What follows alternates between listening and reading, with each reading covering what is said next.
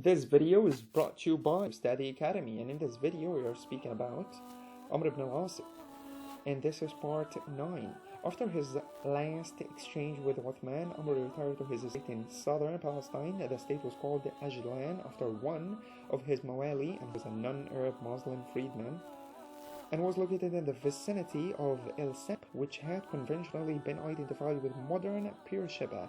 Amr had likely become owner of the state through a caliphate grant, through he possibly could have taken possession of it in the course of his conquest of Palestine, and his ownership had been confirmed by the caliphs. He lived on the state where he deprived agricultural revenue with his sons Muhammad and Abdullah.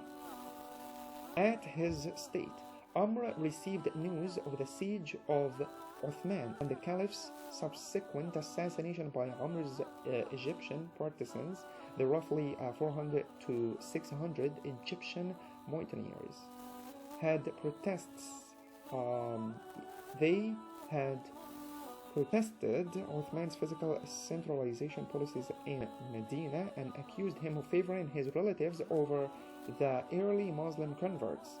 The Caliph persuaded them to withdraw, but after they intercepted a letter on their departure ordering Ibn Abi Sarh to punish them, they turned back and assaulted Uthman in his home in an anecdote cited. Amr is quoted taking partial credit for Uthman's killing. Ali succeeded Uthman but didn't reappoint Amr to his post in Egypt. Amr was one of the number of figures held culpable for Uthman's death by the slain caliph's clan, the Banu Umayyad clan, most prominently by Uthman's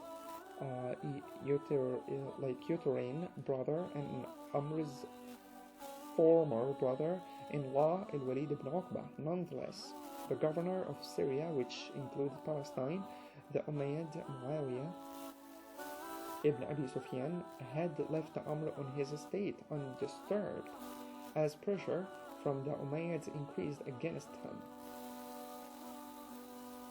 Amr distanced himself from any role in Uthman's death and wrote Muawiyah to execute or banish the participating Egyptian troops who had been apprehended when they passed through Muawiyah's jurisdiction on their way back to Egypt.